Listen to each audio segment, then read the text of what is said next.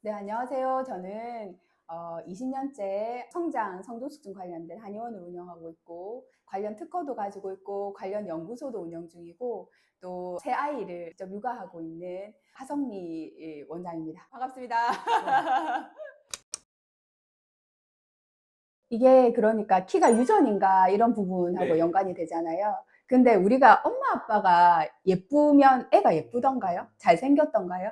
그러니까 대부분은 그렇지만 아닌 경우도 많아요. 그리고 이상하게 조금 외모나 뭐 약간 체형적인 조건이 좀 더 좋은 사람보다는 안 좋은 사람을 닮는 경우도 있어요. 그래서 유전적인 기본적인 요소들이 굉장히 많이 있지만 그게 100%다 가져가지는 못해요. 그리고 굉장히 유전적인 조건을 좋게 줬지만 그거를 환경적인 요인에 있어서 문제가 생겼다라고 하면은 생각보다 그게 발현이 잘 안 되는 경우도 있어요.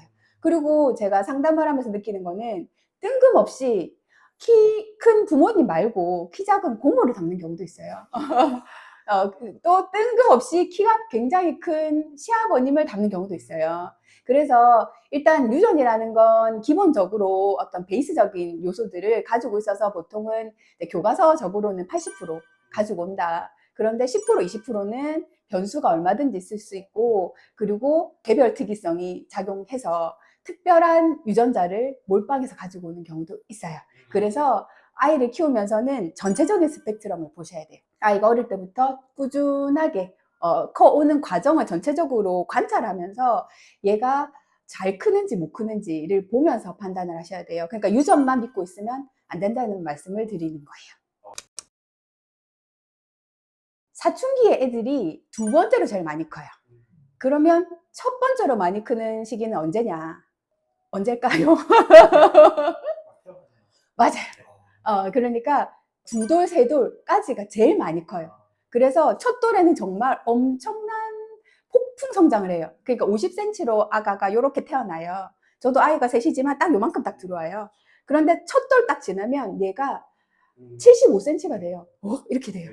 예. 그러니까 1년 동안 25cm를 크는 거예요. 예. 그리고 그 다음에 동안 한 20cm 정도를 커요. 그래서 이 시기가 정말 폭풍 성장을 하고, 그리고 그다음부터는 1년에 한 5, 6cm 요렇게 이제 편안하게 크다가 사춘기 때 마지막 스파팅을 합니다. 그래서 마지막 스파팅 시기 우리 딸들은 한 2년 정도 바짝 큽니다. 그리고 아들들은 3년을 바짝 큽니다. 그러고는 감속 성장기로 넘어오면서 끝나요.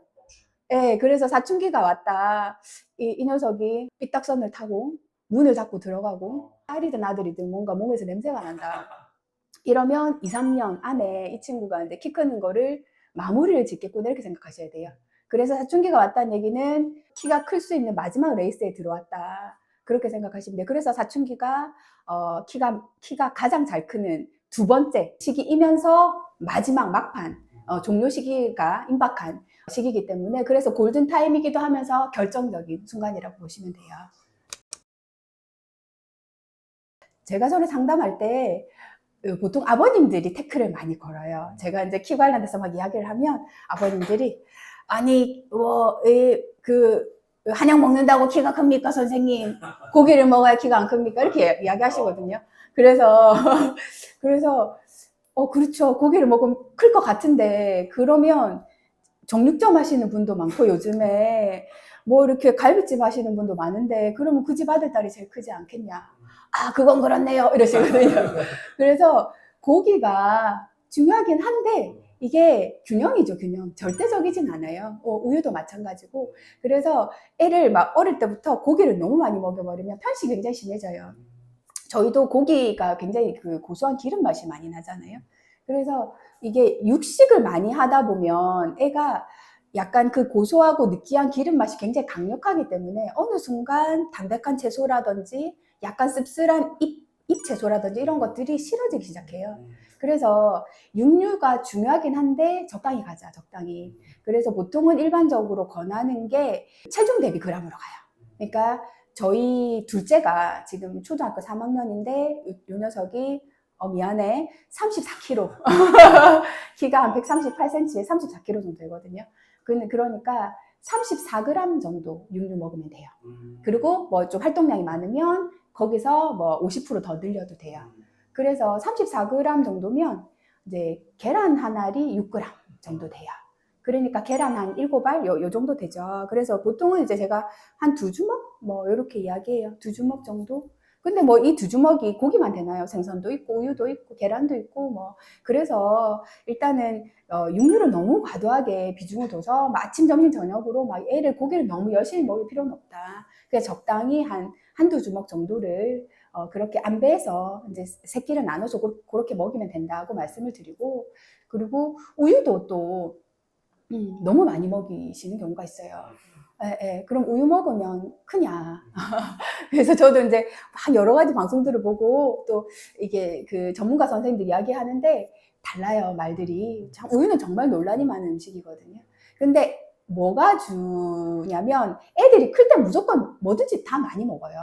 아이들이 잘 크는 집 애들을 보면 고기도 많이 먹고 우유도 많이 먹고 밥도 많이 먹고 그래요. 근데 그런 아이들이 우유를 먹는 걸 보고 보통은 키가 조금 잘 안 크는 이제 조금 이렇게 걱정이 되는 집에 엄마가 볼 때는 이야 저렇게 먹으니까 크는구나. 그리고 안 먹는데 우유를 이제 계속 주면 이제 그 백골이라고 하죠. 백골이 좀 작은 아이도 있고 큰 아이도 있는데 백골 작은 애들은 우유를 너무 많이 먹으면 우유 때문에 배가 불러서 다른 걸 못 먹기도 하고 우유 때문에 소화기 탈이 나서 제대로 된 음식을 못 먹기도 하고 이런 문제가 발생해요. 그리고 우유 자체는 적당하게 보통은 이제 초등 저학년이면 한 컵, 그리고 한참 많이 클 때는 한 2컵 정도? 운동량이 많은 운동선수 애들 같은 경우는 더 많이 먹어도 되기는 해요. 그래서 일단 이제 아이의 체격이나 소화 상태에 따라서 적정하게 들어가는 게 맞고, 그리고 이제 애가 너무 뚱뚱하거나 뭐 이런 경우에는 굳이 억지로 너무 안 먹이시는 것도 방법이에요. 왜냐면 우유도 칼로리가 높기 때문에. 예, 그러면 또 어떻게 이야기하냐면 저지방 우유 먹입니다. 이렇게 이야기하시거든요. 저지방 우유 이렇게 하는데 그 저지방 우유 같은 경우도 어찌됐거나 그 지방을 용해서 빼낼 때 용매제 같은 게 들어가요. 그래서 저는 가능하면 뭐 영양 강화 우유도 왜 비타민 우유도 있고 칼슘 우유도 있고 한데 가능하면 그냥 순수한 그 상태로 먹는 우유가 좋겠다. 그리고 가능하면 좋은 살균 해서 원래 이제 단백질이라는 거는 온도가 올라가면 또 변성이 생겨요. 그래서 그냥 가능하면 좋은 살균 유기농 우유로 골라서 글자 작거든요. 잘 봐야 돼요. 그래서 잘 봐가지고 그런 우유 챙겨 드십사고 말씀을 드리고 양도 그냥 아이 체중이나 체격에 맞춰서 그렇게 적당하게 먹이면 된다. 그렇게 말씀을 드리죠.